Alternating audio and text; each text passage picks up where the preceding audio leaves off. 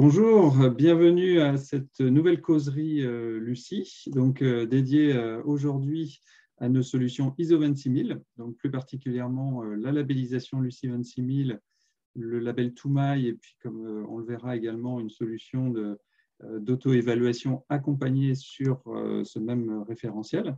On va vous expliquer tout ça. Donc, on est ravis de vous retrouver pour cette nouvelle causerie. Alors, au programme ce matin, je vais commencer par vous présenter un petit peu Lucie, vous rappeler un petit peu qui l'on est en deux mots. Ensuite, eh bien, je vous présenterai nos différentes solutions ISO 26000 et en particulier la labellisation Lucie 26000. Et puis, on aura la chance d'avoir également le témoignage d'une entreprise labellisée. On aura le témoignage de David Clairaut d'International Assistance Group qui est avec nous aujourd'hui. Et puis, évidemment, il y aura un temps de questions-réponses à la fin. Donc, n'hésitez pas à poser vos questions dans la partie Q&R, comme vous en avez certainement l'habitude maintenant avec ces différents webinaires. Et puis, on y répondra avec plaisir, David et moi, à la fin de cette session. On est ensemble pour 1h30 et on gardera une demi-heure d'échange à la fin. Alors, qui est Lucie? Donc, certains d'entre vous nous connaissent probablement, mais si vous ne nous connaissez pas, en fait, Lucie, nous, on est une petite équipe, on est une dizaine de personnes. L'agence Lucie a été créée en 2009, 2 ans après la création du label Lucie, qui a été le premier label RSE français, basé sur l'ISO 26000. Et l'agence a été créée pour assurer le développement du label. Donc, on a commencé tout petit et aujourd'hui, on est une équipe d'une dizaine de passionnés. Et donc, on a un esprit militant que l'on revendique pour défendre la RSE au quotidien. Donc, l'agence est basée à Paris et pour information, moi, je suis personnellement basé dans le Grand Ouest à Nantes. Alors, vous allez le voir, dans tout ce qu'on propose, on a fait beaucoup évoluer les choses depuis la création de l'agence et on ne serait pas arrivé à faire tout ça tout seul. On a une multitude de partenaires, à commencer sur la gauche par les partenaires qui font partie, les parties intrinsèques en fait, du fonctionnement du label et de nos différentes solutions, avec des experts qui forment le comité de labellisation, il y a une soixantaine. On a plus de 200 consultants référencés sur l'ensemble de nos solutions qui sont là pour vous accompagner. Et puis, on a également des partenaires évaluateurs qui réalisent les audits sur site, comme je vais vous l'expliquer dans le process de labellisation. Et puis, on a aussi une multitude de partenaires avec qui on travaille, des partenaires experts qui nous permettent de travailler sur certaines thématiques en particulier. On a le soutien de partenaires institutionnels, notamment avec des soutiens financiers, comme par exemple BPI France, qui nous soutient dans des opérations collectives chaque année. Des partenaires médias et puis des partenaires réseau aussi, qui permet notamment à tous les adhérents, tous les membres de ces clubs et réseaux partenaires de bénéficier automatiquement de conditions préférentielles pour se lancer dans nos différentes solutions. Voilà, donc j'en viens tout de suite maintenant aux solutions que l'on propose. Donc, les solutions Lucie, en fait, s'organisent autour de 4 phases qui permettent à chacun, en fait, de pouvoir se lancer suivant le niveau de maturité auquel il se situe et puis également en fonction de ses objectifs et de ses possibilités. Donc, on a une première phase qui consiste à avoir des petits outils pour pouvoir découvrir la RSE, s'inspirer, commencer à s'organiser pour construire une démarche en interne. On a également une phase formation avec un pôle formation dédié, le centre de formation Lucie. Donc ça, je vais vous en parler juste après.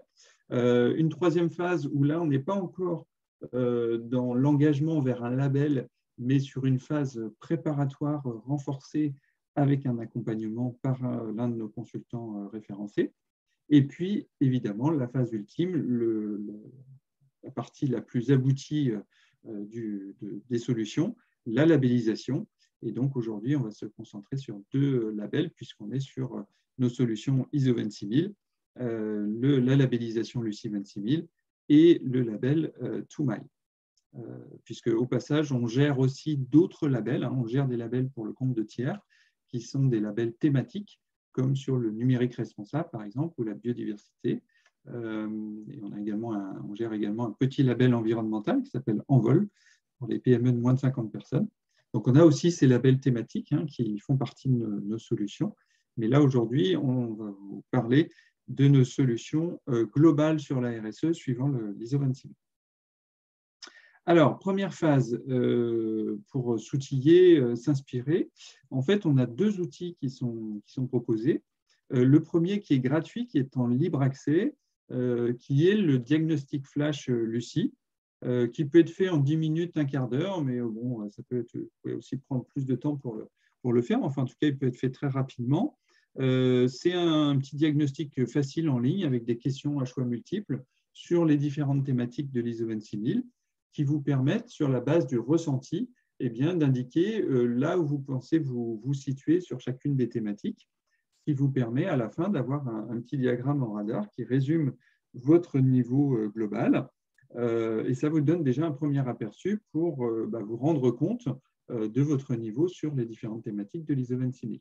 Alors, par exemple, ça peut être un outil qui est pratique à utiliser en interne. Et nous, on recommande souvent de le faire par plusieurs personnes de l'entreprise et ensuite de superposer les résultats pour voir un petit peu comment chacun voit les choses et s'il y a des différences, ce qui permet déjà d'instaurer un premier dialogue sur une démarche RSE et de commencer à mettre en place des choses. Donc ça, c'est fait pour mettre un premier pied, on va dire, dans l'ISO 26000. Donc, dans le mail récapitulatif que je vous enverrai ensuite, vous aurez le lien d'accès vers ce diagflash. Alors, autre outil qui est payant, lui, est une base de données de bonnes pratiques. Alors, comme on aime bien avoir des petits noms sympas chez Lucie, on l'a appelé Lucifer. Alors, c'est ironique, donc c'est Lucifer en deux mots, avec le verbe faire, ce verbe d'action. C'est une base de données de bonnes pratiques qui est structurée suivant le référentiel Lucie 26000. Donc, vous retrouvez toutes les thématiques et les sous-thématiques du référentiel Lucie 26000 dont je vais vous parler tout à l'heure. Et vous pouvez trouver plein d'exemples d'actions, de bonnes pratiques sur ces différents sujets pour inspirer, nourrir votre propre démarche RSE. Alors, petite précision, donc c'est une base de données qui est payante, mais qui est gratuite pour la communauté Lucie. C'est-à-dire que si vous rentrez dans l'une de nos démarches, à partir de la phase 3, de façon très claire, dans le panorama que je vous ai présenté juste avant, ça fait partie des outils services accessibles de la communauté Lucie.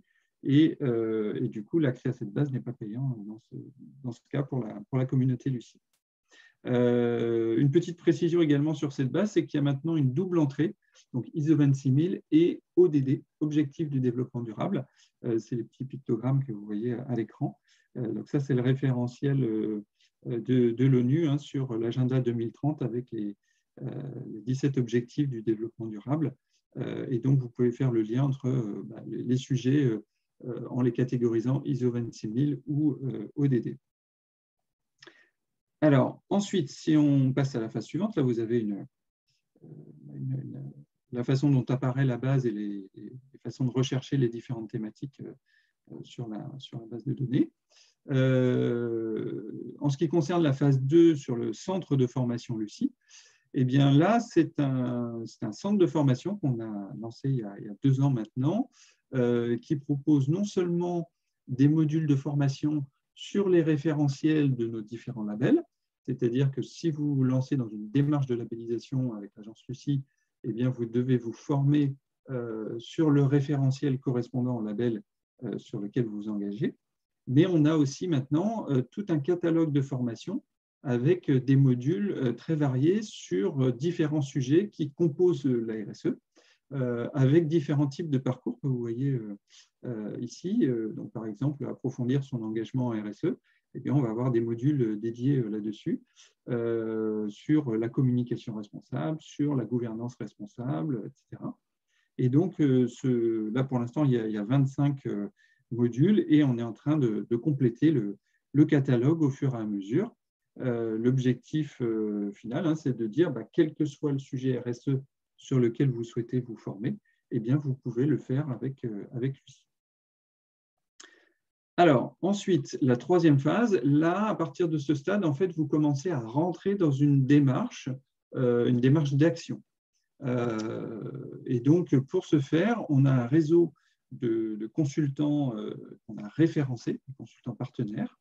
Donc, sur le référentiel Lucie 26000, on a 130 experts qui sont référencés et qui peuvent vous accompagner.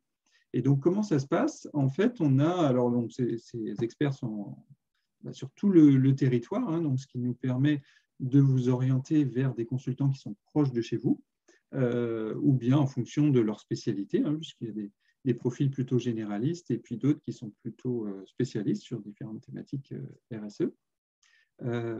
Et donc, comment ça se passe? Eh bien, c'est un parcours d'auto-évaluation accompagné en 2 étapes. Et comme vous allez le voir dans la phase suivante, ce parcours correspond en fait au début du processus de labellisation Lucie 26000. Donc là, à ce stade, il s'agit de suivre la formation. La formation est obligatoire pour pouvoir apprendre à utiliser le référentiel Lucie 26000. Et puis ensuite, une fois que vous êtes formé à la méthodologie, vous allez pouvoir faire vous-même, puisque le but, c'est que vous vous appropriez la démarche, que ce ne soit pas juste quelqu'un de l'extérieur qui vienne faire tout le travail à votre place, mais ça vous permet, vous, de vous approprier la démarche et de la gérer en interne. Mais pour ça, vous êtes aidé par un consultant référencé Lucie sur 3 demi-journées qui va vous aider à faire ce qu'on appelle votre auto-évaluation. Donc ça, on vous aura appris à le faire en formation. Donc l'auto-évaluation, là, c'est différent du diagnostic flash que je vous présentais juste avant. Là, c'est une auto-évaluation en profondeur sur l'ensemble du référentiel Lucie 26000. Donc là, c'est une démarche assez robuste, hein. Vous allez vraiment dans le détail du référentiel pour vous auto-diagnostiquer en profondeur sur tous les sujets, toutes les sous-thématiques. Et pour ça, vous avez donc l'aide d'un consultant sur 3 demi-journées et vous avez un délai maximum de 2 ans pour réaliser ce travail. Donc, vous signez un contrat d'auto-évaluation accompagné qui valide 2 ans et c'est vous qui gérez votre timing à l'intérieur de cette période de 2 ans. Vous pouvez faire le travail en 3 mois, 6 mois, 1 an, ou prendre jusqu'à 2 ans pour le faire en étalant le travail. On a voulu faire ça pour vous donner de la flexibilité et vous donner le temps nécessaire pour y aller plus en douceur si vous avez des contraintes de temps notamment ou de ressources RH. En tout cas, voilà, ça laisse beaucoup de flexibilité. Vous avez un accompagnement externe. Ça vous permet de rejoindre la communauté Lucie et de bénéficier de tous ces outils, services et événements. Ça, je vais vous en reparler tout à l'heure. Et puis, également, ça vous permet d'aboutir à une démarche RSE bien construite où ça va vous permettre de structurer votre démarche, d'aboutir à un autodiagnostic complet qui permet de visualiser clairement là où vous êtes déjà avancé et là où vous avez des progrès à effectuer. Et puis, en faisant ce travail-là, vous aurez fait tout le travail préparatoire à une labellisation qui n'est pas obligatoire, hein. Vous pouvez très bien vous arrêter là pour continuer à mener votre démarche RSE en interne sans vous labelliser. Mais par contre, si vous souhaitez vous labelliser, eh bien, vous avez déjà fait tout le travail préparatoire et là, vous pouvez passer directement à la phase d'audit sur site et continuer vers la labellisation Lucie 26000 ou la labellisation TOMAI que je vais vous présenter juste après. Voilà, donc ça, c'est une phase on va dire, d'accompagnement renforcé, encore une fois, pour vous permettre d'y aller plus en douceur et aussi de pouvoir tester un peu la démarche avant de vous engager vers un label, si c'est votre souhait. Donc, il y a certaines organisations qui le font dans le but de se labelliser, mais pour mieux se préparer, et puis d'autres qui le font pour tester un peu la démarche et voir s'ils ont envie de continuer par la suite. Alors, ensuite, sur la labellisation, eh bien, donc là, on passe sur la phase où vous menez le processus complet de labellisation. De 2 choses l'une, soit vous avez déjà fait un parcours d'auto-évaluation, donc là, vous êtes déjà préparé, ou alors vous partez de zéro. Pardon. Alors, sur la labellisation Lucie 26000, juste quelques informations pour commencer. On a un peu plus de 650 organisations qui travaillent sur le référentiel Lucie 26000, dont 250 qui sont labellisées. Et le delta, eh bien, c'est celles qui sont en préparation de labellisation et qui font aussi le parcours d'accompagnement que je vous ai présenté juste avant, le parcours d'auto-évaluation accompagnée. Là, vous avez quelques exemples de structures qui vous montrent un petit peu la diversité des organisations qui sont labellisées Lucie. Donc là, vous pouvez voir que ça s'applique à tout le monde. Il n'y a aucune limite, c'est accessible à tous. Donc on va le voir, c'est sur la méthodologie, on a tout fait pour que ce soit accessible à tous, mais aussi sur toute forme de structure. Déjà, quelle que soit la taille de votre structure, que vous soyez une petite, moyenne ou grande organisation. Également, tout type de forme juridique, hein, c'est adaptable aux entreprises, aux associations, aux collectivités, aux écoles. Et donc là, vous avez quelques exemples. Eh bien, par exemple, vous avez au Géant d'Anjou, qui est une collectivité, le réseau des MFR, qui sont des associations de formation en milieu rural, Audencia, qui est une école, et puis vous avez des exemples d'entreprises très variées avec des PME, des TPE, des ETI. Donc voilà, il y a vraiment une grande diversité d'acteurs au sein de la communauté Lucie. Alors, la labellisation Lucie 26000, donc voilà le process de labellisation. C'est ça qui était vraiment important de bien comprendre ce matin, c'est en quoi consiste le processus de labellisation Lucie. Eh bien, ça commence par une formation de 2 jours sur le référentiel Lucie 26000, où là, on vous fait un rappel sur la norme ISO 26000. On vous explique comment le référentiel Lucie 26000 est aligné sur la norme. Et puis, on vous apprend à réaliser votre auto-évaluation. Où là, sur chacune des thématiques, qui est sous-thématique, comme je le disais, vous allez regarder tout ce que vous avez en place en termes de procédure, c'est-à-dire de formalisation de la démarche, en termes pratiques, c'est-à-dire comment vous traitez le sujet en interne, qu'il y ait des procédures en place ou pas, et puis comment vous suivez chacune de ces actions, est-ce que vous avez des indicateurs de suivi. Donc, vous auto-évaluez en profondeur sur tout le référentiel. Ça, c'est la phase préparatoire. Donc, si vous n'avez pas fait le parcours d'auto-évaluation accompagnée auparavant, eh bien, là, vous avez tout le travail à faire vous-même, que vous pouvez réaliser en toute autonomie. La grande majorité des structures s'auto-évaluent de façon autonome suite à la formation qu'elles ont reçue. Et pour ça, en fait, vous avez une plateforme en ligne qui s'appelle Lucie Online, qui est à votre disposition et qui vous permet de gérer toute votre démarche et à commencer par saisir votre rapport d'auto-évaluation. Une fois que c'est fait, eh bien, là, vous allez avoir l'audit sur site. Donc, il y a un audit qui a lieu sur soit votre site unique, si vous êtes monosite, ou sur un échantillonnage de vos sites, si vous êtes une organisation multisite. Là, ce n'est pas l'agence Lucie qui réalise les audits. Nous, on travaille avec 3 partenaires évaluateurs, que sont Bureau Veritas Certification, RSE Val et Baker Tilly Strego. Et donc, vous choisissez l'un de ces organismes, on vous remet des devis comparatifs au préalable qui vous permettent de faire votre choix. Et vous avez un évaluateur de l'organisme que vous avez choisi qui vient sur site et qui va interviewer toute une série de collaborateurs et de parties prenantes externes.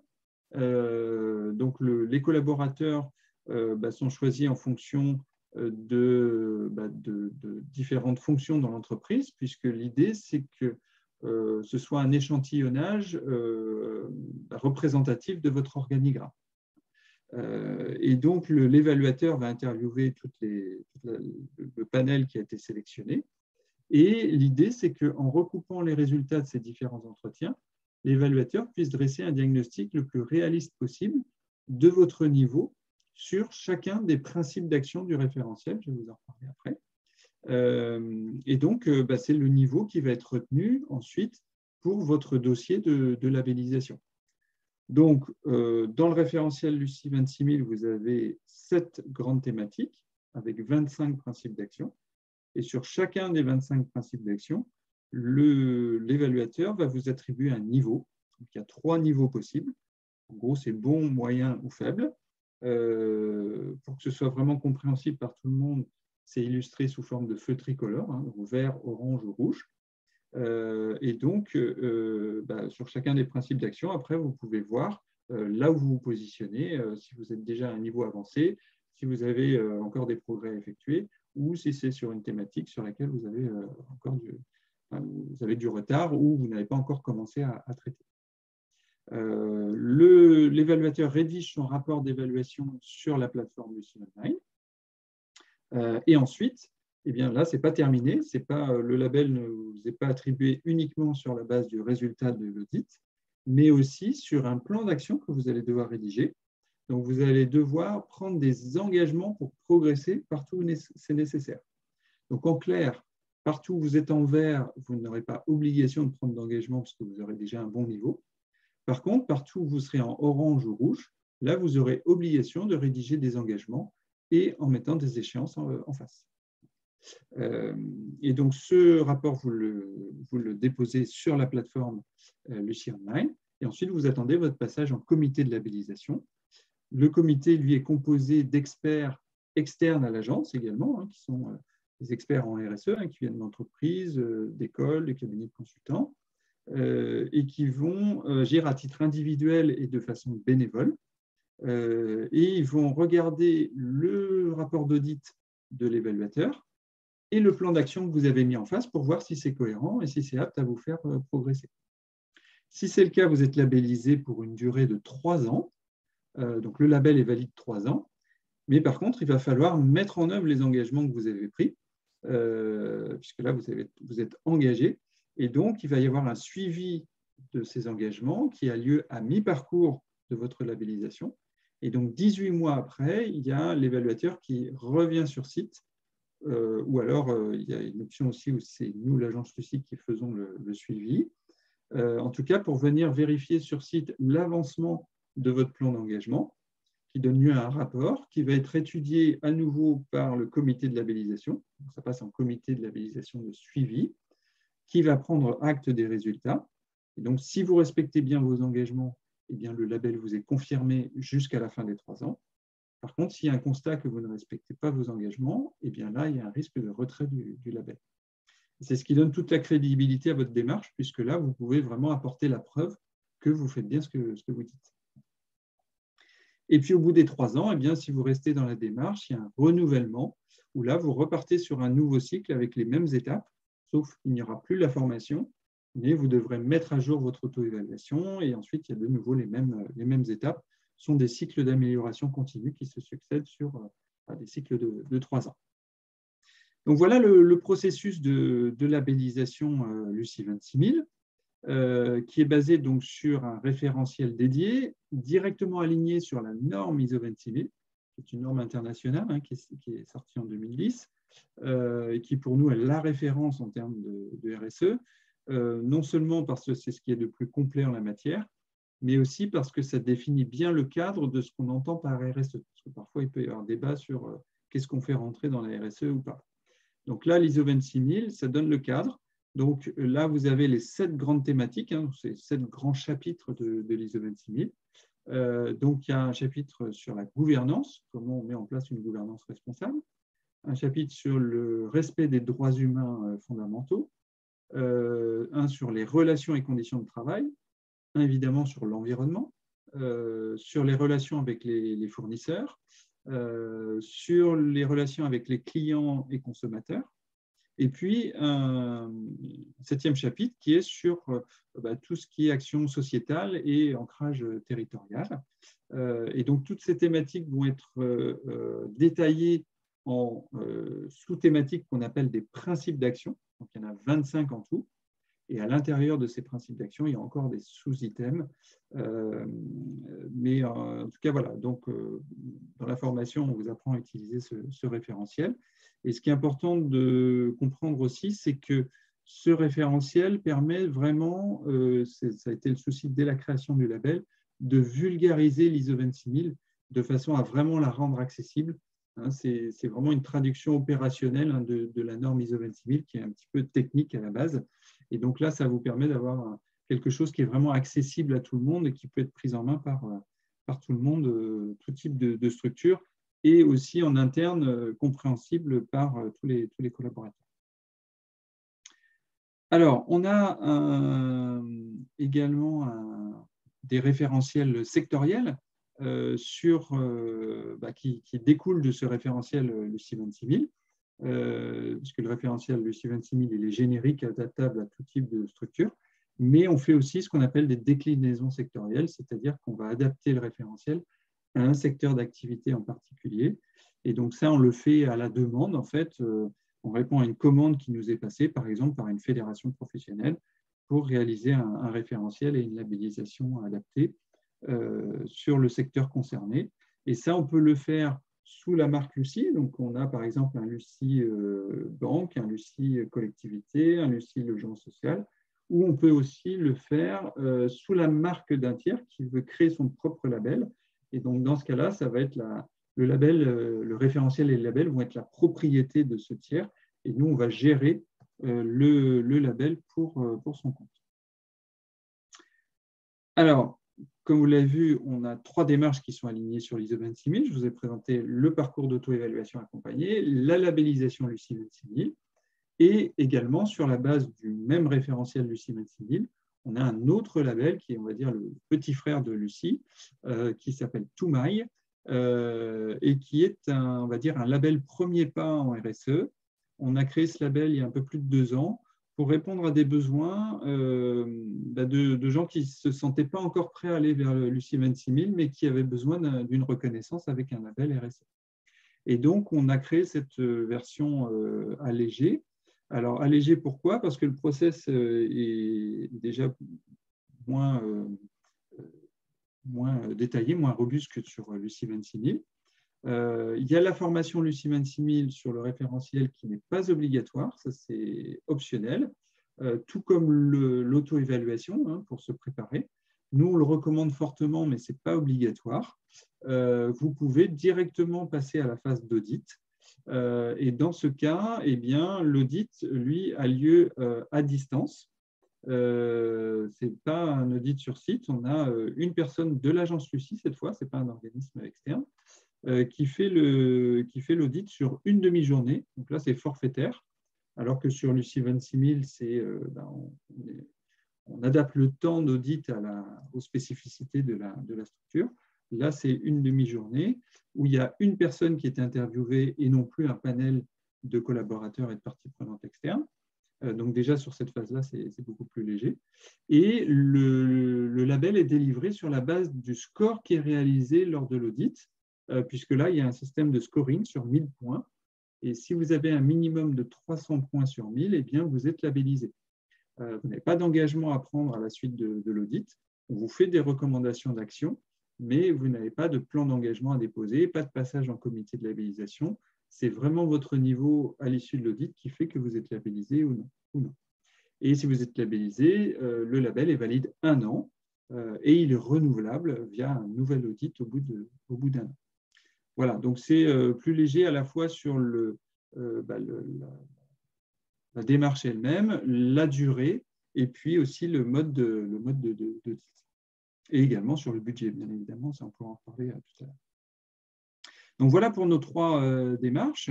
Une information qui est importante, qui peut intéresser certains, c'est que vous avez certainement entendu parler de l'entreprise à mission avec la loi Pacte qui permet de recevoir la qualité de société à mission en suivant tout un process. Eh bien, les entreprises qui sont labellisées Lucie 26000 ou Toumaï et qui ont reçu la qualité de société à mission en suivant le processus de la loi Pacte, eh bien, peuvent apposer ce qu'on appelle une extension de label et donc afficher, par exemple, qu'ils sont Lucie 26000, entreprise à mission. On commence à avoir des premières structures qui sont dans ce cas-là au sein de la communauté et on communiquera prochainement là-dessus.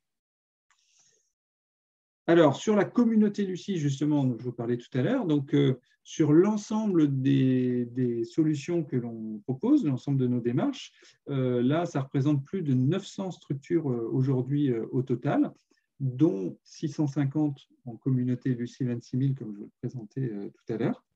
Et la communauté Lucie, ce n'est pas juste l'addition de ces différentes structures, c'est un réseau que nous, on fait vivre, qu'on anime, où on fait en sorte que les gens se rencontrent via des événements. L'idée, c'est que les gens partagent un maximum de choses, les idées, les bonnes pratiques, les retours d'expérience. Donc, on fait des événements comme des cercles Lucie, par exemple, qui permettent de partager justement plein d'idées, de bonnes pratiques sur les différentes thématiques du référentiel. On fournit aussi un appui en termes de communication, avec un pack communication, avec tout un tas de modes de communication avec le logo, des visuels, des vidéos.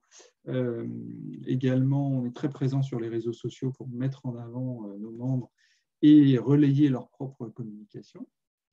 Il y a des avantages qui sont aussi réservés entre membres de la communauté, qui ne sont pas obligatoires, mais qui peuvent être un avantage supplémentaire pour les membres de pouvoir travailler avec d'autres membres de la communauté Lucie.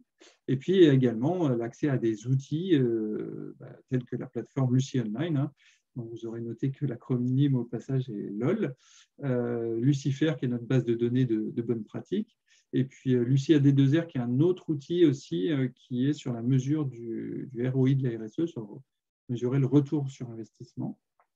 Là, c'est un outil payant avec un tarif préférentiel pour la communauté Lucie.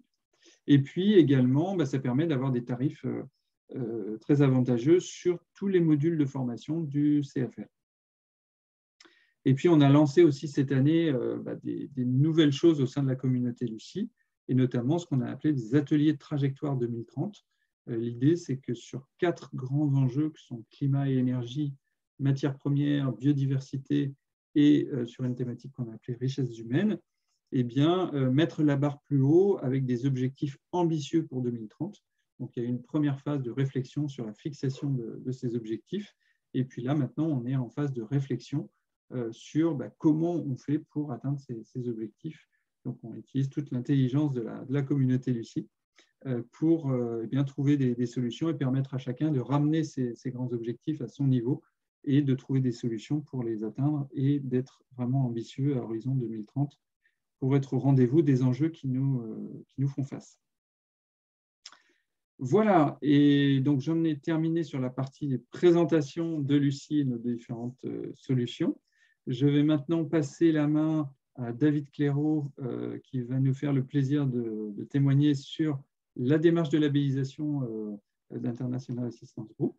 Donc je vais maintenant arrêter de partager mon écran pour lui passer le relais. Voilà. Merci beaucoup. David, je vous laisse prendre le relais. Merci beaucoup, Mickaël. Bonjour à tous.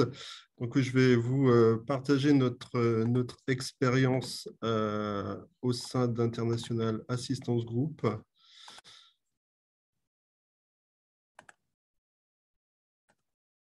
Voilà, j'espère que vous voyez bien mon écran. Donc, tout d'abord, je vais vous dire quelques mots sur qui nous sommes. Je vais commencer par le métier de l'assistance qui n'est pas forcément connu de tous, même si certains d'entre vous en ont peut-être fait l'expérience dans leur vie personnelle.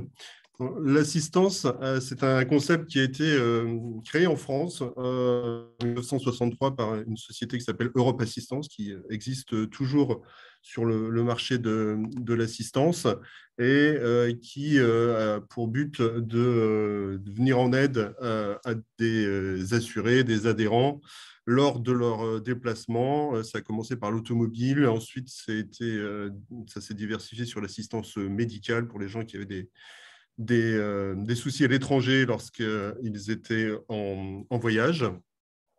Pour les plus vieux d'entre vous qui avaient déjà vu le film Banzai, c'est en général la référence qu'on donne pour les gens qui ne connaissent pas ce métier. Depuis 1963, il y a plusieurs groupes d'assistance qui se sont créés en France, mais ça s'est diversifié dans le monde et le modèle a été adopté par d'autres pays qui offrent des services d'assistance également. Donc l'assistance, c'est pour des clients qui sont des assureurs voyage, des tour opérateurs. Ça peut également être des organisations gouvernementales de type ministère, ministère des Affaires étrangères, ministère de la Défense, par exemple. Des sociétés à vocation internationale avec des salariés expatriés. Là, on parle des grands groupes pétroliers, par exemple, ou miniers, enfin, toutes les sociétés qui ont des expatriés. Les sociétés à risque, donc je parlais des plateformes pétrolières, mais également les compétitions sportives, type Paris-Dakar et d'autres événements où il y a une couverture d'assistance pour les participants. Des ONG, Médecins du Monde, la Croix-Rouge, des gens qui sont parfois dans des pays un peu compliqués du point de vue médical et qui ont besoin d'une couverture d'assistance également. Votre assurance auto, moto, quand vous êtes en panne avec votre voiture, vous faites en général appel à la partie assistance de votre assurance qui va venir vous dépanner sur place, les constructeurs automobiles, les mutuelles santé, les assurances habitation, les organismes de cartes de crédit de banque. Donc, vous avez sûrement déjà été confronté à ces services, même si vous n'en avez pas toujours eu l'utilité, mais c'est maintenant très, très généralisé dans beaucoup de secteurs. Donc, les sociétés d'assistance délivrent de l'assistance voyage, qui est quand même le cœur du métier avec l'assistance automobile. Donc, on parle de rapatriement sanitaire, de prise en charge de frais médicaux à l'étranger pour le voyage, mais également du rapatriement funéraire et également de l'assistance psychologique. L'assistance automobile, donc dépannage, remorquage, véhicules de location. Service à la personne, qui est peut-être un peu moins connu, c'est l'aide à domicile. Lorsqu'on on revient d'hospitalisation, c'est une aide ménagère à domicile, c'est de l'école à domicile quand les enfants ne peuvent pas aller à l'école. Des services d'aide sur les assurances habitation, du relogement en cas de sinistre, de l'urgence type plomberie, du gardiennage de locaux également. Et ça s'est développé un peu plus récemment, de la conciergerie, souvent liée à des cartes de crédit un peu premium qui donnent des services d'organisation de voyage. Voilà, on délègue à une plateforme l'organisation de prise en charge de billets, de location de voitures pour son compte personnel. Voilà toute un peu l'échantillon de services qui sont délivrés par ces sociétés d'assistance. Donc, en fait, le métier de l'assistance, c'est avoir au téléphone une personne qui est avec un besoin, de confronter son besoin avec sa couverture et son contrat, et vérifier s'il est éligible au service demandé, et ensuite de rendre ce service avec un prestataire, des prestataires de services qui peuvent être, selon le besoin, un dépanneur, une société de véhicules de location, une ambulance, un avion sanitaire pour l'assistance médicale. Le but de la plateforme d'assistance, c'est d'organiser le service et également de maîtriser les coûts pour être en adéquation avec la couverture de l'assuré. Le réseau de prestataires et la mise à disposition de moyens humains et matériels, c'est sur ce créneau que nous, International Assistance Group, nous sommes placés. Notre but, c'est de développer un réseau et des moyens humains et matériels pour être en support de sociétés d'assistance. Donc, nous, ce sont des sociétés d'assistance mondiales, internationales, qui adhèrent à notre réseau pour bénéficier de ce réseau et de ses moyens pour délivrer les services à leurs propres clients. Donc, nous sommes un réseau qui a été créé en 1992, au départ par 5 sociétés d'assistance qui s'est désormais développée puisqu'on est plus de 12 adhérents maintenant. Notre modèle est uniquement sur la base d'une adhésion, c'est-à-dire que les sociétés qui souhaitent bénéficier de notre réseau, de notre support, payent une cotisation à notre groupe et en retour reçoivent des services et de l'aide de notre part pour les aider à à rendre des services auprès de leurs clients. On est présent dans plus de 200 pays. Si vous regardez les chiffres de chiffre d'affaires, ce ne sont pas les chiffres d'affaires d'International Assistance Group en tant que tel, mais de l'ensemble de nos partenaires adhérents, qui représentent 15 000 employés dans le monde et qui couvrent 150 millions d'assurés à travers le monde. Donc nous sommes au service de ces sociétés. La gouvernance est représentée par un conseil de surveillance de 9 personnes qui sont là pour développer la stratégie du groupe et améliorer nos services. Sans rentrer dans les détails des fonctions de chacun, je voulais juste insister sur le caractère international de notre conseil de surveillance, puisqu'on a des représentants de plusieurs pays et de plusieurs continents, ce qui nous permet d'avoir une vision internationale et des cultures différentes également pour la stratégie du groupe. Le bureau d'IAG, donc International Assistance Group en tant que tel, c'est 6 personnes, une directrice générale, moi-même qui m'occupe du réseau et de la qualité, ma collègue Stéphanie qui s'occupe de l'administration de nos partenaires et de l'administration du bureau, une responsable marketing, une chef de projet et un consultant qui s'occupe plus particulièrement de l'assistance automobile en Europe, parce que c'est un domaine plus européen que les autres et plus spécifique. Donc, on est une TPE, même si on a un groupe assez gros d'adhérents. La Société Internationale Assistance Group est une TPE de 6 personnes.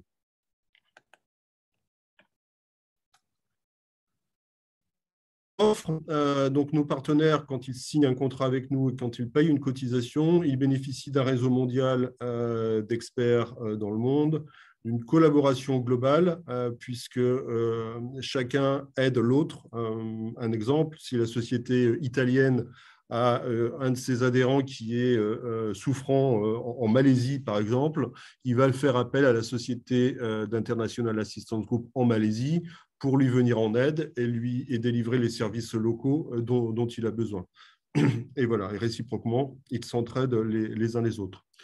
On a des moyens de mise à disposition de moyens technologiques pour les aider à mener à bien leur dossier d'assistance, une plateforme qui permet d'avoir accès à tout le réseau et puis d'autres outils technologiques qui leur facilitent le traitement de leur dossier. Une visibilité internationale.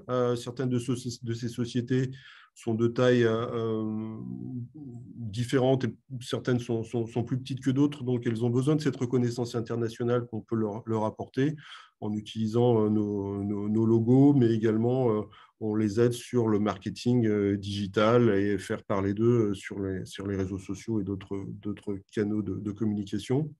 Le soutien du bureau IAG, on est complètement flexible et on s'adapte aux demandes de nos sociétés membres, notamment en cas d'appel d'offres, lorsqu'ils ont besoin d'un soutien sur le logistique, on va dire. Mutualisation des coûts. Le fait de faire partie de ce groupe leur permet de mutualiser des coûts sur les avions sanitaires, sur l'allocation de véhicules et certains d'autres produits. Et l'échange de savoir-faire, c'est partager son expérience sur des produits qu'ils ont délivrés et pouvoir donner des idées de développement pour certaines de nos sociétés membres. Donc, on a 3 niveaux de partenariat. core partner qui s'adresse aux sociétés de taille assez importante qui nous rejoignent pour bénéficier du réseau international parce qu'ils ont beaucoup de clients qui sont à l'étranger. Les assistances partners, qui sont eux les experts dans leur pays et qui reçoivent les dossiers d'assistance dans leur propre pays venant des core partners justement. Et Accredited Service Provider, qui est un niveau de partenariat pour les prestataires de services spécifiques de type air ambulance, hôpitaux, sociétés funéraires, soutien psychologique, envoi de médecins. Donc des sociétés qui peuvent être activées au besoin par nos partenaires. Donc, on a une présence mondiale. Certains continents sont plus difficiles il est plus difficile de trouver des partenaires. Je pense notamment à l'Afrique ou l'Amérique du Sud, pour des raisons de structure souvent. Et donc, pour combler ce manque, on a un réseau parallèle, additionnel, qu'on appelle de correspondants, d'agents locaux, qui ne font pas partie du groupe en tant que tel, mais qui sont là pour nous aider sur les pays où on n'a pas de couverture par nos partenaires. Donc, on s'est lancé sur une démarche RSE début 2020. Donc, on était déjà certifié ISO 9001 depuis 2018. On a été renouvelé cette année jusqu'en 2024. Et donc, on est labellisé Lucie 26000 depuis le 29 octobre 2020. Pourquoi on s'est lancé dans une démarche RSE? Tout d'abord, c'était pour nous une innovation dans le sens où il y a peu dans notre industrie de l'assistance, il y a peu de sociétés qui se sont engagées dans cette démarche RSE et encore moins par le biais d'un label. Donc, c'était aussi pour innover sur le marché et nous distinguer du reste de groupes ou d'alliances telles que sur le même modèle que nous, de sociétés d'assistance.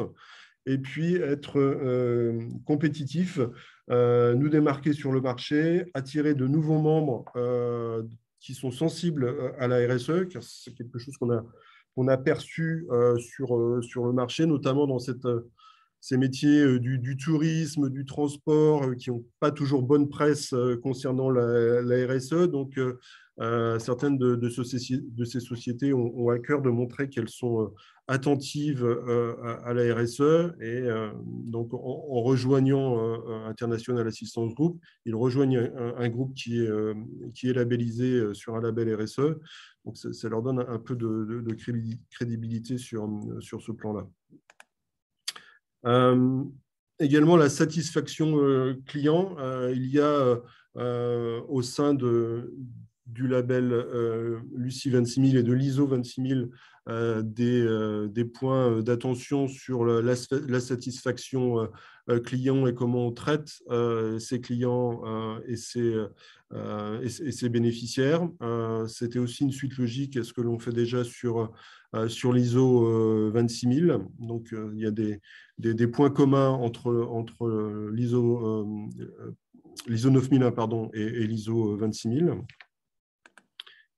Et concernant la réputation, c'était bien pour nous d'avoir un œil externe sur ce qu'on fait en termes de RSE et aussi également de donner une image sur le marché de groupes engagés dans la RSE. Il y a sur certains pays des problèmes de corruption, par exemple, ou des problèmes éthiques. Donc, montrer qu'on suit les principes de l'ISO 26000 sur ces sujets, ça améliore l'image du groupe, mais également de nos sociétés membres sur leur propre marché. Et puis, pour répondre à des problématiques vraiment liées à notre bureau de 6 personnes et d'une TPE, Pour nous, il y a certains sujets qui sont clés, c'est notamment les conditions de travail. On est 6. Si on perd un salarié, c'est un peu plus de 16% de l'effectif qui s'en va. Donc, on a besoin de maintenir de bonnes conditions de travail pour avoir des employés, des salariés épanouis, mais également maintenir la compétence et le savoir-faire. Parce que également, quand on perd une personne sur une petite structure, voilà, on perd du savoir-faire. Ensuite, il faut reformer des gens sur notre activité qui est un peu particulière et sur un business model qui n'est pas très commun. Donc, on tient à garder notre équipe au complet. Et donc créer voilà, des emplois pérennes. Chez nous, tout le monde est en CDI. Beaucoup de mes collègues sont arrivés par le biais de stages et sont ensuite restés chez nous en CDI. Voilà, c'est des valeurs importantes qui sont reprises également dans une démarche RSE qui nous permettent de capitaliser sur ces valeurs et de maintenir une équipe solide.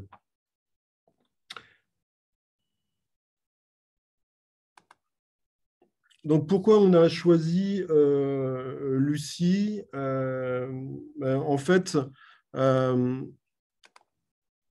la variété de l'offre, ce que vous a présenté Mickaël, nous a déjà nous a amené à une réflexion sur vers quel label aller. On s'est posé la question de Toumaï, on s'est posé la question de Lucie 26000. Donc, ça nous a permis déjà d'initier une réflexion sur ce qui pouvait être fait. Est-ce que c'était une offre qui pouvait être adaptée à une TPE? Et comme l'a également dit Mickaël, ça s'adapte à beaucoup de structures. Donc, la variété de l'offre déjà nous a permis de lancer une première réflexion. Et puis ensuite, la clarté de l'offre, puisque quand on s'est intéressé à l'agence Lucie, j'ai été en contact avec certains de leurs représentants et j'avais assisté à une présentation un peu comme celle-ci qui m'avait donné plus de détails. Ils ont eu des échanges plus particuliers sur nos besoins et que ce soit en termes d'investissement en temps, d'investissement financier. On a toujours reçu une réponse très claire de l'agence Lucie. Et donc, ça nous a poussé à nous labelliser. La formation a également été un point non négligeable dans l'engagement vers Lucie 26000. Après la formation, on s'est rendu compte qu'on avait déjà beaucoup de choses qui étaient en place sans s'en rendre compte. On faisait déjà de la RSE, mais sans vraiment s'en rendre compte, sur ce qu'on avait fait sur ISO 9001, mais aussi au-delà de ça.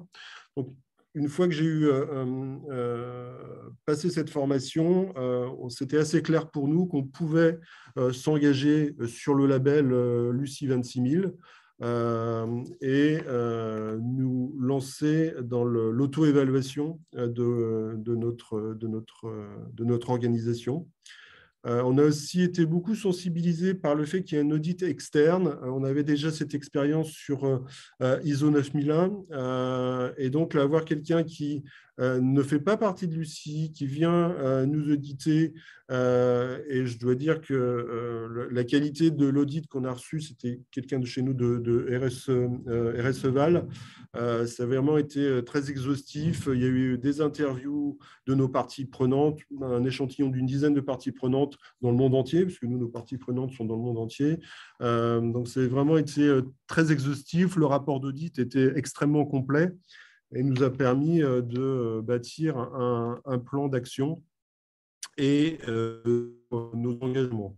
Le fait d'être labellisé également sur des engagements et non pas sur des résultats, c'était un peu rassurant pour nous en nous disant si on bâtit un plan d'action cohérent et réaliste, on peut être labellisé. Ensuite, charge à nous effectivement de mettre en place ces engagements et les actions sur lesquelles on a été labellisé.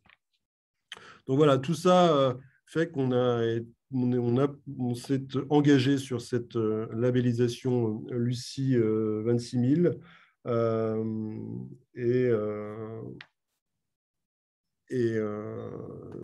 ça aboutit donc à cette labellisation en octobre dernier.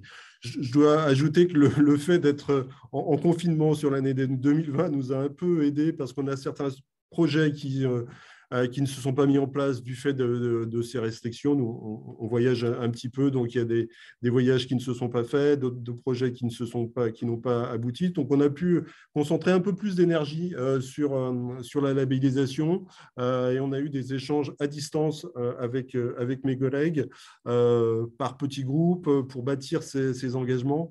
Et ça a finalement été bénéfique pour la construction de nos engagements et de notre plan d'action. Je vais vous donner quelques exemples d'engagements que nous avons pris, sur lesquels donc, on a été labellisés, donc sur différentes thématiques. Sur la gouvernance responsable, on a très nettement étoffé notre enquête de satisfaction qui inclut tous les aspects de la gouvernance d'IAG. Donc, on demande à nos adhérents de se prononcer sur la qualité de la gouvernance de notre groupe. Sur on a un règlement intérieur qui intègre notre politique sur les attentes en matière de comportement de salariés, de mesures pour signaler tout harcèlement ou sexisme. Donc, c'est un règlement intérieur à notre bureau signé par l'ensemble des salariés. Il y a également des mentions de discrimination et d'égalité des chances sur laquelle la société s'engage et où les salariés s'engagent en signant ce règlement intérieur. On s'est également engagé auprès de la CNIL pour enregistrer un DPO, un Data Protection Officer, après une formation de 5 jours pour être en règle avec la RGPD. Et dans notre domaine où il y a des échanges d'informations médicales, d'informations personnelles sur les assurés, c'était important qu'on soit bien encadré sur cette partie protection des données personnelles et RGPD, notamment aussi parce qu'on a des sociétés dans notre groupe qui ne sont pas européennes, mais qui traitent pour des sociétés européennes. Donc, on se doit d'avoir un niveau d'exigence assez élevé sur le sujet.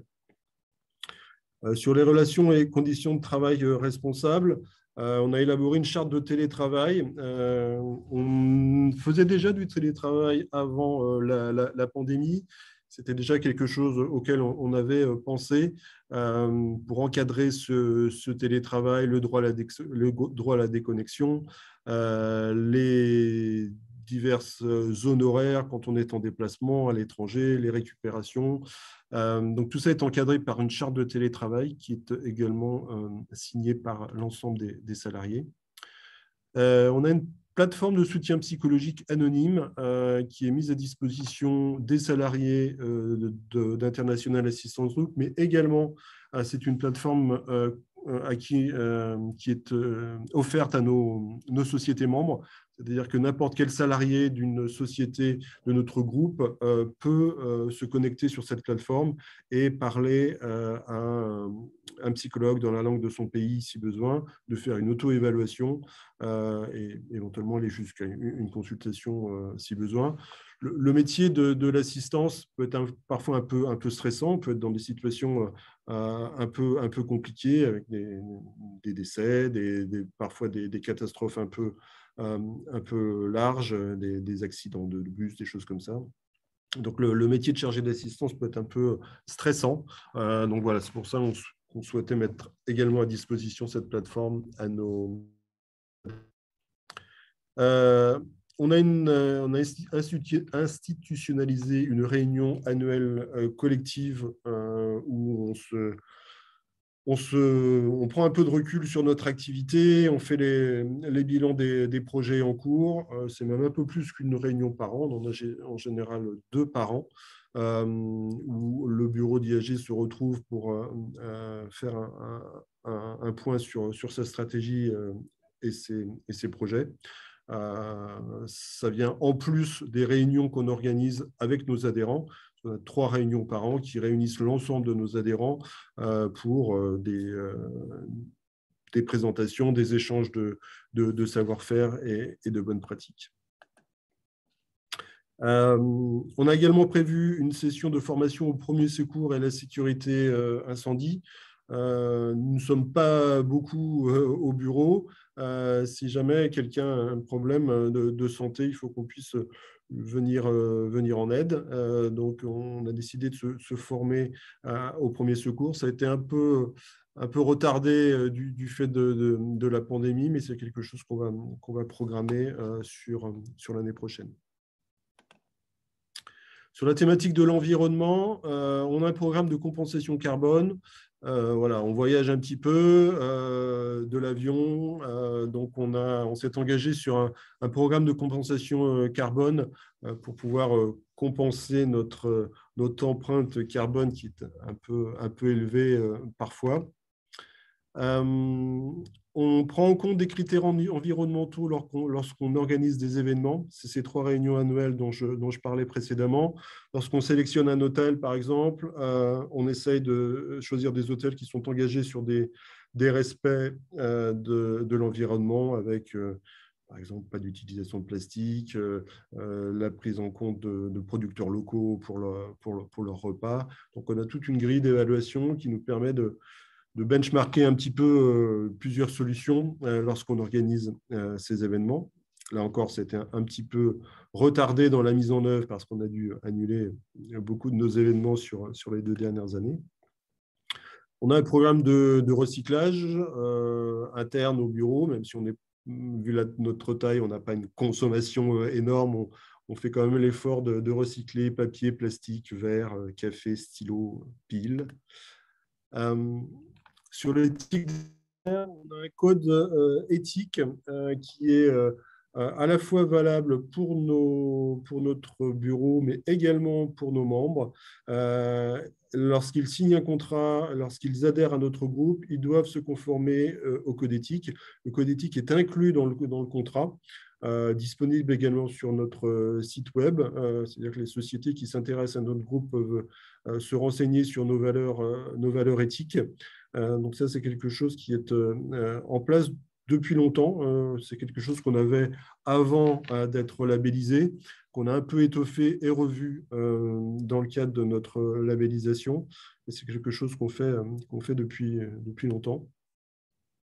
Voilà, donc, ce que je disais, en devenant membre du groupe, ils adhèrent forcément au code éthique. Et chaque membre du personnel du bureau a signé ce code. On fait également une enquête de réputation lors du recrutement de nos membres. Ça, c'est aussi sur les pays un peu compliqués. On vérifie sur les listes des Nations Unies, également de l'OFAC, sur les possibles sanctions qui auraient pu être données à certaines sociétés ou représentants de ces sociétés pour nous assurer qu'il n'y ait aucun problème de ce côté-là. Et on fait également une enquête de réputation auprès de nos sociétés membres pour vérifier auprès d'elles s'ils n'ont pas une mauvaise expérience avec une nouvelle société qui pourrait rentrer dans le groupe. Donc, on s'assure qu'on recrute des gens de confiance. Sur l'intérêt des consommateurs, on a également intégré dans notre enquête de satisfaction dont je parlais avant des questions sur la démarche RSE de nos partenaires qui nous permet de pouvoir échanger avec les sociétés qui sont déjà engagées dans leur pays sur des démarches RSE. Voilà, échange de bonnes pratiques également, savoir qui fait quoi, des actions communes et échanger avec les responsables RSE chez chacun de nos membres. Création d'une procédure de gestion des plaintes, ça c'est également en cours. C'est pour améliorer la qualité des services rendus par nos sociétés membres lorsqu'ils s'utilisent entre eux et faire une analyse un peu plus fine des problèmes rencontrés, et la création d'un comité d'arbitrage qui devrait voir le jour l'année prochaine, lorsqu'il y a un vrai problème qui ne peut pas être résolu à l'amiable. On s'appuie sur des représentants de nos adhérents pour nous aider à résoudre les conflits qui peuvent arriver. Donc, voilà, c'est un échantillon des engagements qui font partie de notre plan d'action. Certains sont en cours, certains ont déjà été aboutis et que l'on présentera donc au mois de mars prochain, lorsqu'on va être audité à nouveau à mi-parcours de notre labellisation, donc 18 mois après l'obtention du label. Voilà, c'était ce que je voulais partager avec vous et notre expérience de RSE et de labellisation. Bien, merci beaucoup, David. Merci beaucoup. Donc, on va pouvoir passer maintenant aux échanges avec vous, aux questions-réponses. Donc, je vais commencer par les questions qui sont déjà dans le chat. Donc, j'ai préféré attendre cette partie pour pouvoir y répondre en direct. Alors, la première question, c'était sur la différence entre les labels Lucie 26000 et Toumaï. Alors, je pense y avoir répondu. La question est arrivée avant la présentation de la partie sur le label Toumaï, donc je pense y avoir répondu. Si jamais ce n'est pas complet, je peux évidemment compléter la réponse. Autre question, SGS fait-il partie des évaluateurs? Alors effectivement, vous avez vu apparaître SGS dans les logos des partenaires évaluateurs. En fait, SGS est effectivement partenaire évaluateur de l'agence Lucie, mais sur le label numérique responsable uniquement. Sur le label Lucie 26000, nous avons Bureau Veritas, RSE Val et Baker Tilly Strego.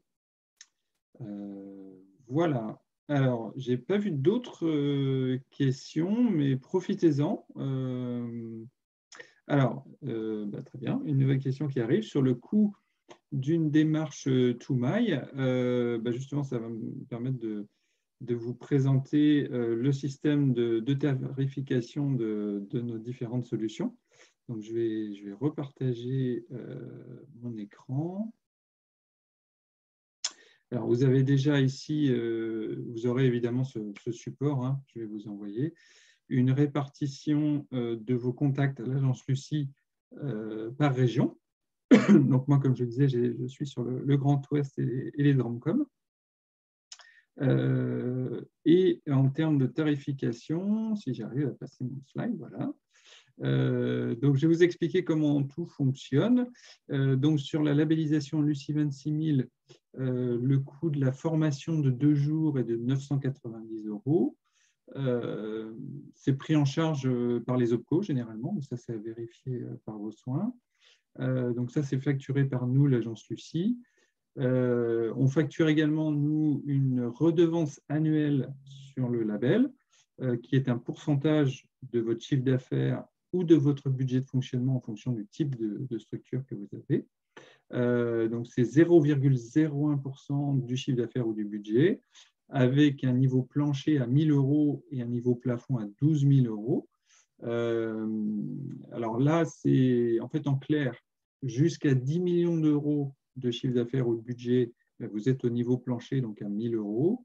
Et à partir de 120 millions, là, vous êtes plafonné à 12 000 € par an de redevance. Et entre les deux, c'est 0,01% qui s'applique. Donc, par exemple, une société qui fait 35 millions de chiffre d'affaires, eh bien, ce sera 3 500 € par an de redevance. Et puis après, il y a le coût des audits externes, les audits sur site, donc audit initial et audit de suivi, hein, parce que le budget global de labellisation Lucie se considère sur 3 ans pour avoir le budget total. Donc là, ce qui est important dans ce qui apparaît à l'écran, c'est à partir de. C'est vraiment là le coût pour une toute petite structure, une TPE. Donc ça, c'est le coût minimum d'audit initial plus audit de suivi à 18 mois. Et puis évidemment, en fonction de l'organisation, le budget est à adapter. Hein. Ça, c'est calculé au cas par cas. Donc, lors de la remise du budget, sur ce qui est facturé par Lucie, on peut vous le dire tout de suite. Pour la partie audit, ça demande une étude au cas par cas qui dépend du type d'activité, du nombre de sites, de l'effectif, etc. Et donc, vous avez un échange avec nos partenaires évaluateurs, on vous remet des devis comparatifs et vous savez évidemment exactement combien ça vous coûte au global sur 3 ans et avec l'échelle de temps avant de vous engager. Et puis pour la labellisation Toumaï, eh bien, la formation, c'est le même coût, mais elle est optionnelle, hein, comme je vous le disais, ce n'est pas obligatoire. La redevance, elle est du même niveau, c'est le même calcul que pour Lucie 26 000. Et l'audit externe, là, c'est forfaitaire, hein, comme je disais, c'est une demi-journée, donc c'est 750 €. Donc là, pour Toumaï, on est capable de vous donner tout de suite le coût de labellisation en fonction de vos données. Oui, précision importante hein, dans ce qui apparaît aussi en bas là, avec l'astérisque. Sur la partie formation, donc on a la formation standard de 2 jours, où c'est généralement le ou la pilote du projet qui est envoyé en formation. Et parfois, il y a des structures qui envoient 2 ou 3 personnes. Et puis, si vous le souhaitez, on peut aussi faire une formation en intra chez vous, dans vos locaux. Donc là, on le fait de plus en plus, hein, c'est de plus en plus demandé. On peut former un groupe de personnes. Par exemple, si vous avez un groupe projet RSE, on peut venir former le groupe ou le comité RSE. Et donc là, c'est un forfait, c'est 4 000 € pour les 2 jours, pour un maximum de 10 personnes. Et ensuite, j'en profite aussi pour vous donner tous les tarifs. Hein. Sur l'auto-évaluation accompagnée, donc ça nécessite de faire la formation, ça c'est le même coût. Après, l'accompagnement par un expert, donc les 3 demi-journées, ça coûte 1 500 €. Et l'accès à la communauté Lucie, donc tous les outils, services et événements, c'est 1 000 € pour 2 ans. Donc là, auto-évaluation accompagnée, vous signez un contrat pour 2 ans et donc le coût de ce contrat est de 2 500 € à la suite de la formation et c'est facturé en 2 fois, 50% à la signature du contrat et le solde 1 an après. Donc voilà, donc vous savez tout sur les tarifs. Je pense avoir répondu à la question, à moins qu'il y ait des besoins de compléments, mais normalement, ça répond à la question. Je regarde s'il y a d'autres questions qui sont apparues.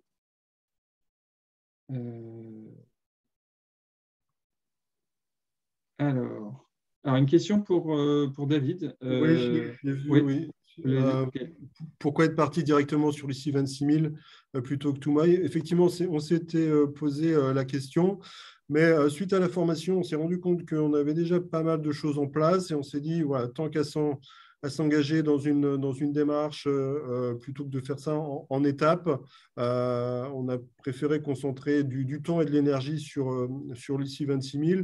Et puis, d'un point de vue communication au sein de notre groupe, c'était un peu plus facile à expliquer qu'on était labellisé sur les bases de l'ISO 26 000 plutôt que sur un label qui pouvait ensuite nous donner d'être un tremplin vers un second label. Donc, dans un souci de communication sur des sociétés internationales qui sont peut-être parfois un peu loin de cela, c'était plus simple d'aller directement sur le label. Ok, merci. Et puis une autre question, dans le cas d'un groupe, est-ce que le label peut porter sur toutes les sociétés et ses filiales? Alors, en théorie, oui, mais dans ce genre de cas, on l'étudie au cas par cas, parce que ça dépend de pas mal de paramètres. Si on a un groupe avec une marque unique et plusieurs filiales qui ont la même activité, on peut très bien effectivement labelliser l'ensemble, c'est-à-dire qu'il peut y avoir une seule démarche pour l'ensemble du groupe. Mais par exemple, s'il y a un groupe qui a un nom spécifique et puis des filiales qui ont des noms différents et des activités différentes, là, ça va être compliqué d'avoir une seule labellisation. Non seulement en termes de d'audit commun sur des activités différentes, et puis des niveaux d'avancement RSE et pas les mêmes enjeux aussi en fonction des activités. Donc là, ça va poser problème là-dessus. Et puis aussi en termes de communication sur le nom qui est apposé au label, puisqu'en fait, si on a une seule labellisation, il faut que ça corresponde à un seul nom, une seule appellation qui corresponde à cette labellisation. Et c'est là où ça peut poser problème. Donc, on a pas mal de cas où c'est des groupes qui ont plusieurs filiales sur une même identité, ça ne pose pas de souci. Mais il y a certains cas où ce n'est pas possible. Et donc, dans ce cas-là, on doit regarder au cas par cas comment faire. Mais en tout cas, c'est un point clé à regarder dès le départ, ça, de bien définir effectivement le périmètre de labellisation. Alors ensuite, une autre question. Quelles sont les possibilités de prise en charge par les OPCO? Alors ça, c'est sur la partie formation, comme je le disais.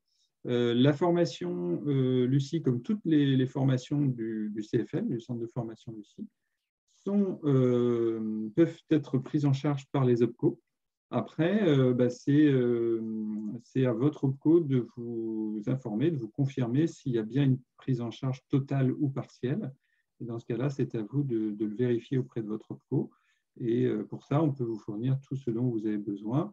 Généralement, il y a le programme de formation qui est à fournir, sur lequel apparaît le tarif. Généralement, ça suffit. Mais si vous avez besoin d'autres infos, on peut évidemment vous les communiquer.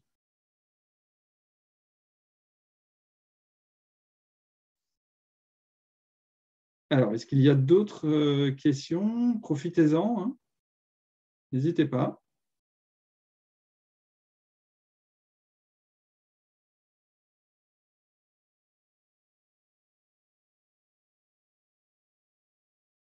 Bon, c'était visiblement assez complet.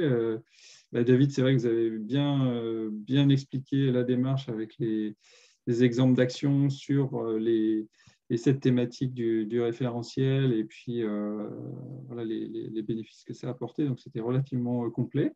Mais si vous voulez avoir des compléments d'infos, surtout n'hésitez pas, hein, profitez-en.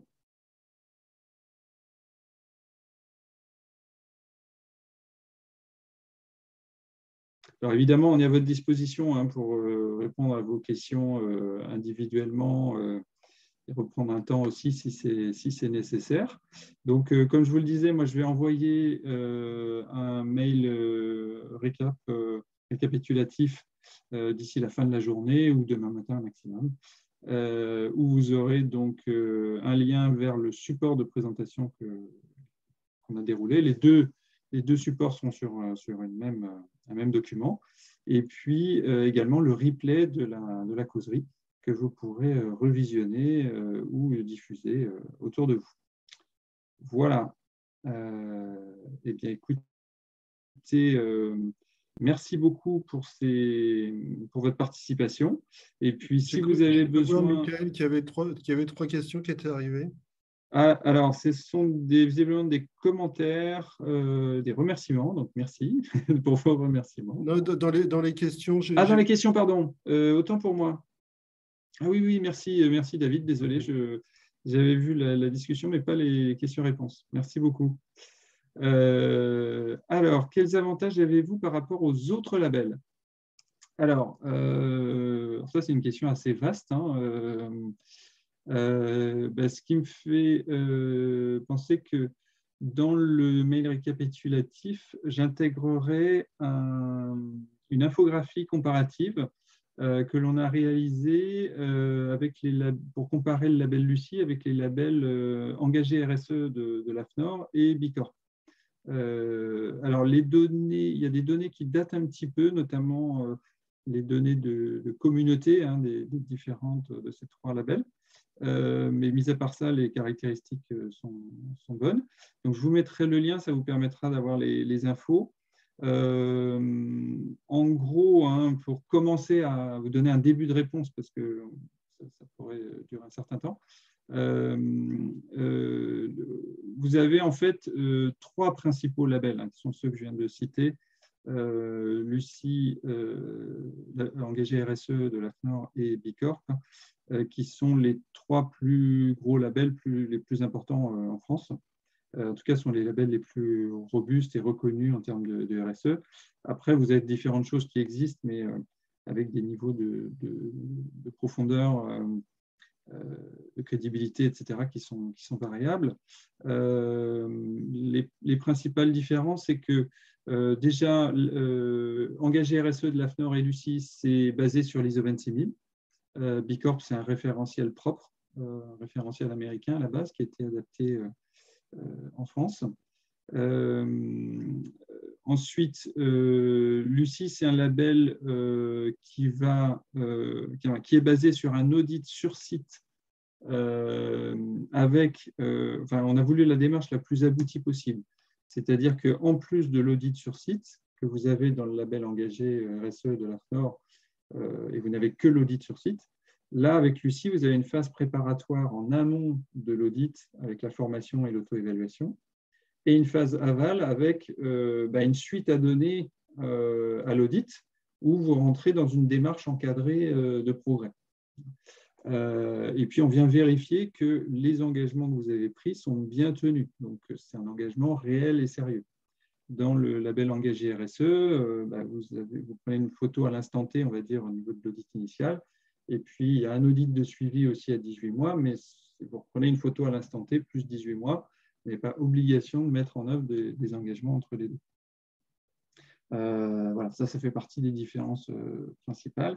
Et puis, il n'y a pas de communauté avec l'AFNOR comme il y a chez Lucie, avec tous les outils et avantages. Et pour Bicorp, la différence principale, c'est qu'il n'y a pas d'audit sur site. C'est un questionnaire en ligne où vous devez avoir un minimum de points. Et quand vous avez le minimum de points, là, vous pouvez candidater au label. Et là, vous avez un entretien avec quelqu'un en ligne. Mais voilà, c'est basé sur un questionnaire à remplir et vous avez un entretien. C'est une personne dans la structure qui est interviewée. Il n'y a pas d'auditeur qui vient sur site se rendre vraiment compte de ce qui se passe et il n'y a pas d'interview multipartie, multicollaborateurs et multiparties prenantes comme il y a avec Lucie.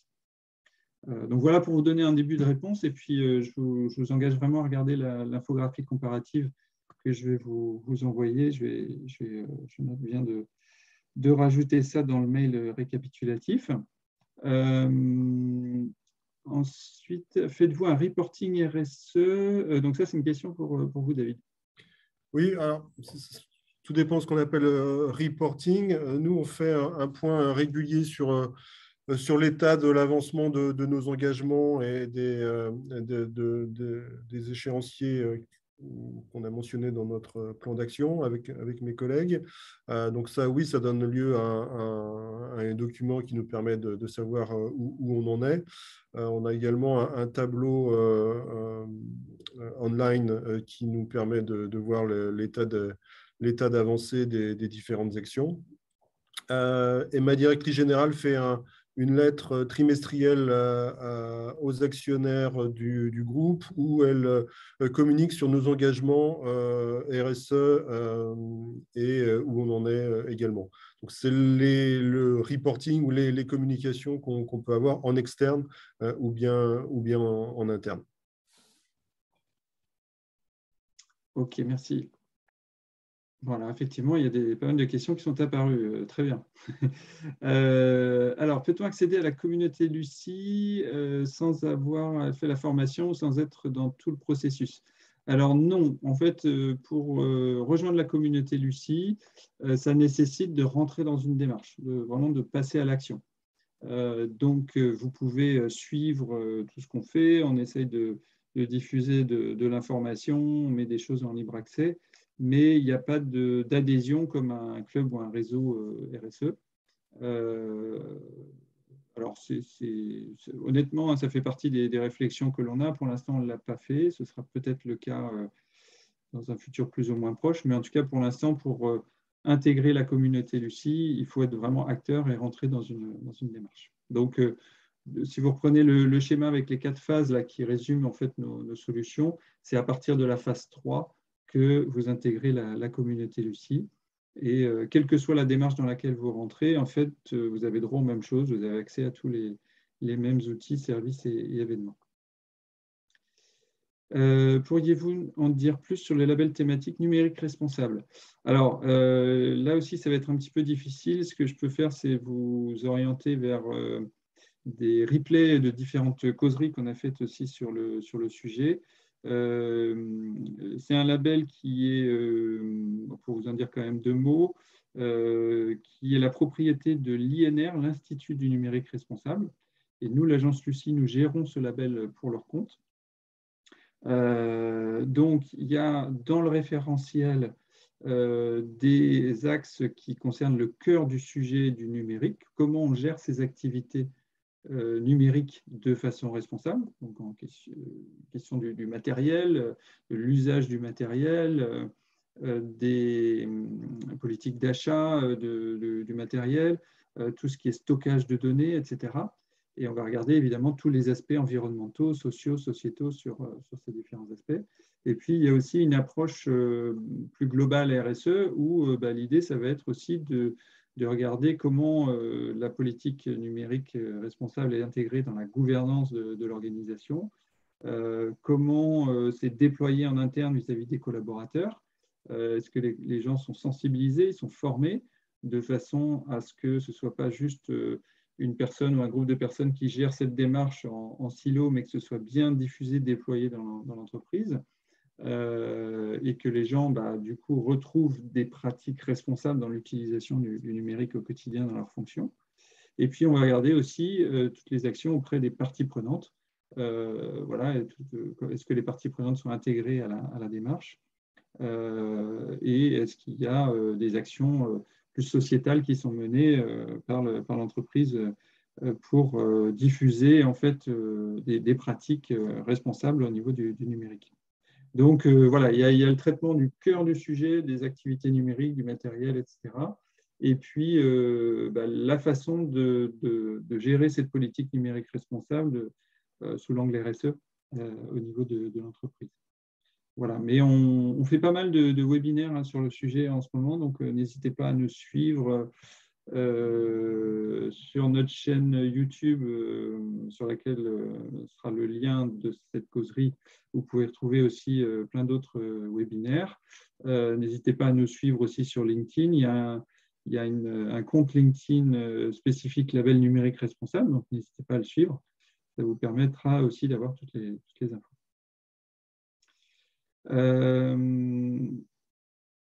Alors, j'imagine que ça concerne aussi le numérique responsable, le label numérique responsable. Est-ce une déclinaison de Lucie 26000 ou un label à part entière?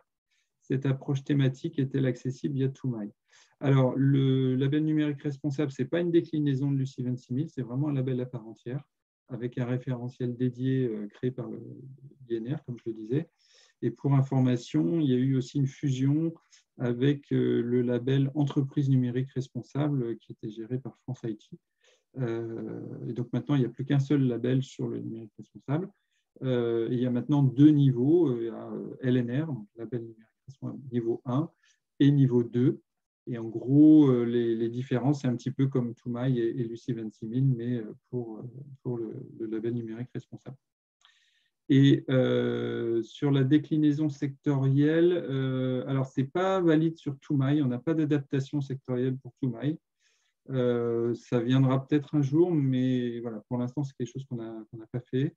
Honnêtement, on n'est pas vraiment en capacité de le faire pour le moment, mais ça ne veut pas dire que ce ne sera pas le cas demain. Voilà, mais en tout cas, pour l'instant, ce n'est pas le cas. Et puis, le label est-il reconnu à l'international? Alors, le label Lucie 26000, pour être tout à fait honnête, est surtout présent et connu et reconnu en France. Là, maintenant, on a une très bonne notoriété et reconnaissance en France. À l'international, ce n'est pas encore le cas. Mais par contre, là, on va déployer un développement à l'international qui est en train de commencer. On a des premières structures là, qui vont être labellisées dans différents pays européens en 2022. Et on va déployer aussi des nouvelles actions avec des ressources dédiées. On est en train de travailler là-dessus pour justement développer Lucie à l'international, à commencer par l'Europe. Voilà, donc ça, si vous nous suivez, si vous suivez nos actualités, vous en entendrez parler tout au long de l'année 2022. Voilà, j'espère que ça répond à votre question.